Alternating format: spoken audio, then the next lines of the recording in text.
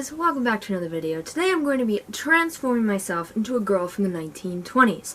There are only 2 episodes left of this series, where I'm going to be transforming into a girl from 1910 and a girl from 1900. I do have a dress that could work for 1890s, but we'll see if that happens. So, sit back, relax. If you want to transform with me, go ahead, but let's get into it. Paris set the fashion trends for Europe and North America. The fashion for women was all about letting loose. Women wore dresses all day, every day. Day dresses had a drop waist, which was a belt around the low waist or hip, and a skirt that hung anywhere from the ankle on up to the knee, never above. The most memorable fashion trend of the 1920s was the flapper girl. The flapper dress was functional and flattering the bust line rather than accentuating it. It was like the rebel thing to do. If you were a rebellious girl, you were like flapper, you dressed up as a flapper girl and partied. And woo! The straight line camise, topped by the close-fitting cloche hat, became the uniform of the day. In 1925, shift-type dresses with no waistline emerged. At the end of the decade, dresses were being worn with straight bodices and collars. Proper attire for women was enforced for morning, afternoon, and evening. In the early part of the decade, wealthy women were still expected to change from morning to afternoon tea dresses. For evening wear, the term cocktail dress was invented in France for American clientele. With the new women came the drinking woman. The cocktail dress had a matching hat, gloves, and shoes. Can I have it? I want one. What was so unique about the cocktail dress was that it could be worn not just at cocktail hours, between 6 and 8 p.m., but by manipulating and styling it, it could be worn at any time of night from 3 p.m. to late evening. Jewelry was much less elaborate and began using romantic, more natural shapes. The Art Nouveau movement of 1890 to 1910 inspired most of the natural forms in geometric shapes of the jewelry during the 1920s. Shoes were finally visible during the 20s, because before this, skirts would go to the ground, so you couldn't really see shoes, so they weren't really a big part of fashion. But now that the hemlines have rose, it was quite popular for, you would see shoes. So they were more part of women's fashion, and they were more important. They had all types of shoes: house shoes, dancing shoes, walking shoes, sporting shoes, swimming shoes, every type of shoe you could think of, they had them. Undergarments began to transform after World War I to conform to the ideas of a flatter chest and more boyish figure. The female figure was liberated from the corset, and newly popular boyish look was achieved using bust bodices. So, very flat, you kind of look like a stick. So, what I chose is a flapper dress, which is a very stereotypical costume version. I would like to get a better flapper dress, or 1920s dress in general, but this is the only flapper dress I have, plus it's fun to just woo. And on top, if you can hear the congling, is I have a shawl. A lot of them would use shawls to cover up their arms. Makes sense. This, I got at an estate sale. It's got little metal coins on it. I have 2 of them. But I thought a black one would blend in with the dress. So I went with purple. In the 1920s, when women started to cut their hair, it was big business. It wasn't just oh, let's cut it. No. There were magazines saying, should you bob or not? To bob or not to bob? Initially, the fad for short hair did not involve cutting your hair. Women would just pin their hair up to make it look short. By 1924, that's when everything just took a turn, and they're like, you know what? I'm sick of pinning my hair up. Well, let's just cut it. And a lot of women figured out when they cut their hair that their hair was actually curly, because straight hair? No. It was neat waves around your head. There was no straight hair. Straight hair, for some reason, for years, from like the 20s to the 50s, like 60s is when it started going more lax. Before then, it was mostly, 50s, they were not as strict about it. It was curly hair. All the way. You either had naturally curly hair or you had to curl it. That was it. Back in the, 1800s, you would just pin it up, or, it wasn't as important. Curls were important, but they weren't as important as, like, the freaking waves and curls of the 20s to, like, 40s is, like, for some reason. Luckily, I have curly hair naturally, so I could have fit in a lot better than some girls with straight hair.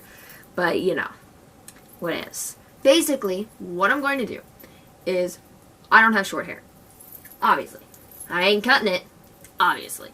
So I could pin it up in dramatic hairstyles, but I'm going to do a 1920s flapper look that I did a few months ago when I cosplayed this, and a Decades Week that I did. Basically, what you do is you put the headband on, like this, you know, a little nicer than that, and you take your hair and you take a chunk and you tuck it into your hair. I mean, you tuck it into the headband, and you take that chunk and tuck it in more, and then you tuck it all around. Now, usually you have a bigger side on one side and smaller on the other, but you could make it uniform. Basically, you take your hair and you tuck it into the band, so you know it's around it, so it keeps your hair in place, plus you have the band, and then that way you don't have to worry about, you know, your long hair. So, follow me.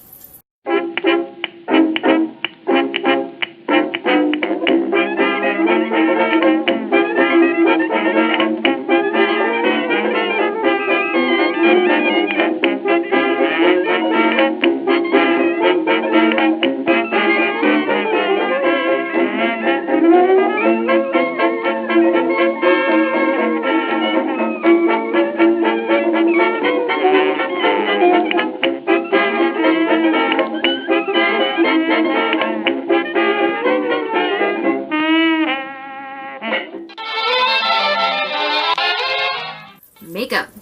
You got eyebrows. Now, you got stereotypical silent film stars with the very thin eyebrows. Everyday women did not have that thin of eyebrows. They would use stuff to maybe make them a little smaller, not really do a lot to them, not make them thicker, more just keep them natural, maybe pluck them a little bit to make them a little thinner. Eyelashes. Mascara was still a new thing at the time, so they didn't have anything to make eyelashes longer or curlier. It was mostly just to darken your eyelashes, and that was all it did.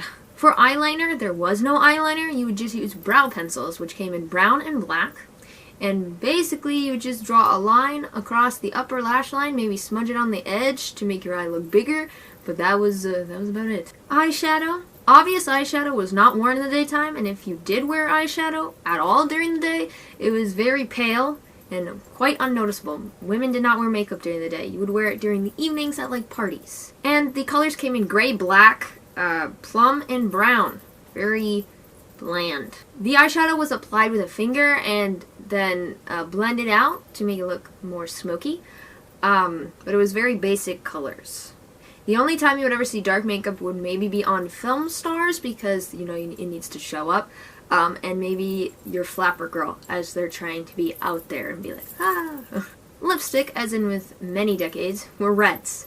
Reds are usually very popular with lipstick in every decade. The lipstick colors included shades of red, so pink and orange and shades like that. Color descriptions using adverts from the time include colors like poppy, rose, scarlet, cerise, raspberry, and carmine. Rouge, which is pretty much blush. Rouge was applied after your powder foundation, because I did have that. It was applied generously to the apples of the cheeks, where you would naturally blush. As a result, it gave women a warm, natural, glowing face. Be like, ah.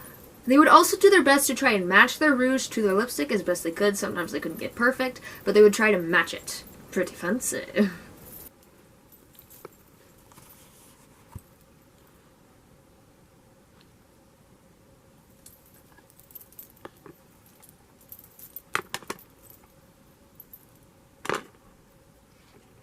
So basically what I did is I started out with my eyebrows. I didn't go stereotypical movie star, very thin. I just defined my eyebrows but made them a little thinner than I normally would.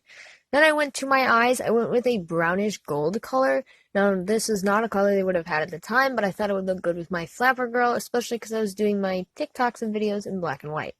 Then I did a black eyeliner on the edge at the top lash line and a little bit on the side just to smudge it out a little bit. I did use eyeshadow for this because eyeliner, for some reason, I can't figure it out. Last time I tried, poked myself in the eye. I did not use any mascara as I just couldn't find my mascara.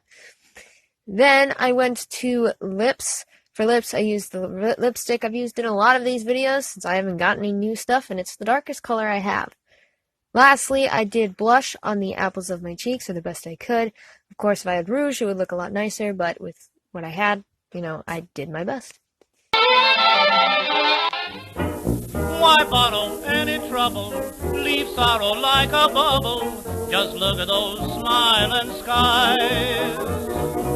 Each flower knows what bliss is. Each hour April kisses come out of those smiling skies. What's the use of hurrying or scurrying? 'Cause worrying won't do one thing but make you cry. So come on, be happy, don't be gloomy.